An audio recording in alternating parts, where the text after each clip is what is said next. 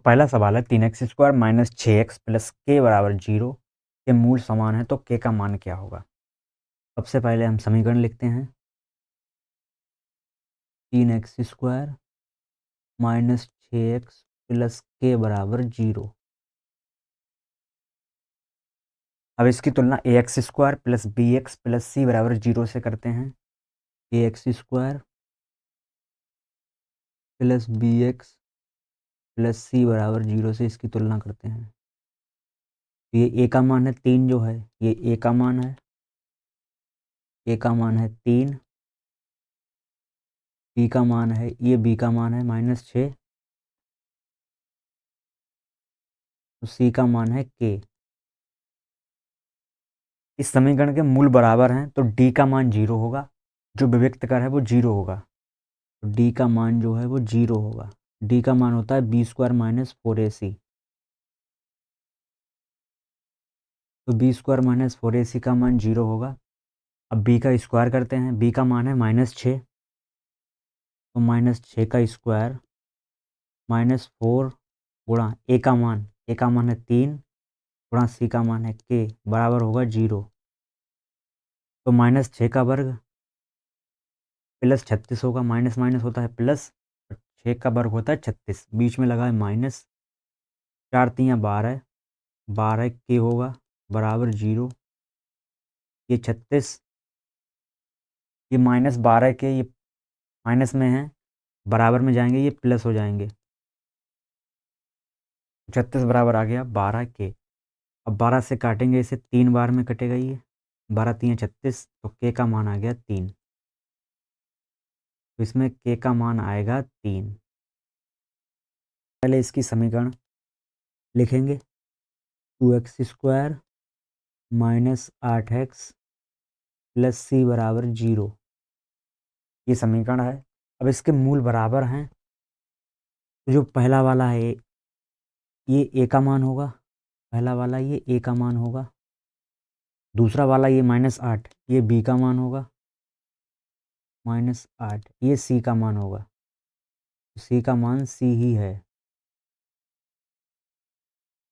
तो अगर इस समीकरण के मूल बराबर हैं तो इनका विविक्त कर 0 होगा, तो d बराबर होगा 0।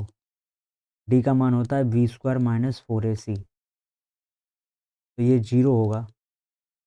अब b का स्क्वायर, b का मान देखते हैं -8, 8 का वर्ग -4 ac, a का मान होगा 2, c का मान होगा c बराबर 0।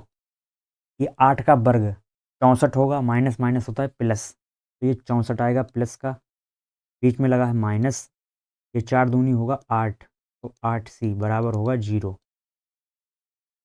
अब ये 64 बराबर ये 8c माइनस में है तो बराबर में जाएगा, ये प्लस हो जाएगा, तो ये प्लस का होगा 8c।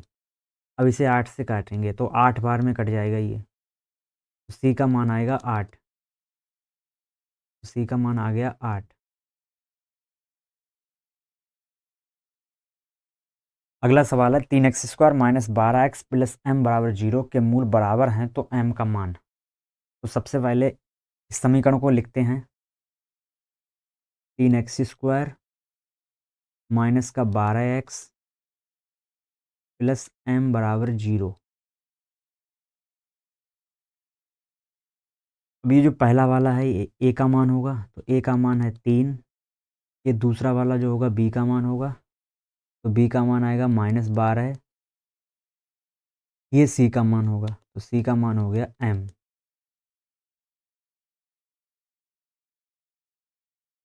तो इस समीकरण के मूल बराबर हैं, अतः d का मान 0 होगा, जो विविक्त कर है वो 0 होगा, तो d का मान 0 होगा, तो b² माइनस 4ac 0 होगा। b² b का स्क्वायर करेंगे तो -12 का स्क्वायर -4ac, a का मान है 3, c का मान है m बराबर होगा 0।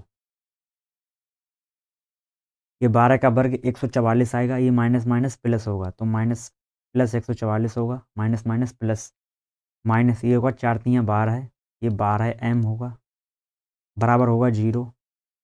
144 बराबर होगा, ये 12m माइनस का है, 12m माइनस का है, ये बराबर में जाएगा प्लस हो जाएगा, ये होगा प्लस का 12m।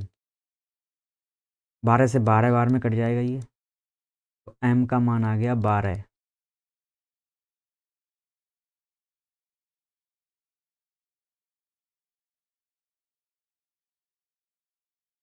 ऐसे ही चौथा सवाल देखते हैं। 3x² plus 5x minus Q बराबर 0 के मूल समान हैं, तो क्यू का मान होगा।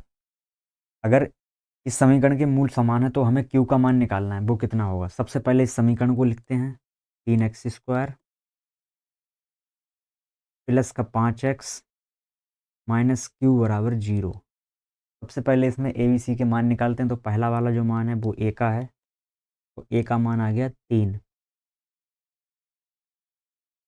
ये बी का मान है दूसरा वाला, तो बी का मान आ गया 5।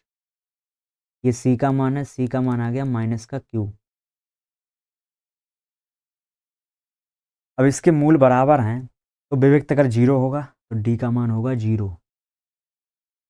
डी का मान v² माइनस 4ac है, तो ये p² माइनस 4ac 0 होगा। b² माइनस 4ac का मान 0 होगा। अब b का स्क्वायर लिखते हैं, तो p का मान है 5, 5 का स्क्वायर माइनस 4, a का मान 3 है, c का मान माइनस क्यू है, बराबर होगा 0। तो 5 का वर्ग होता है 25,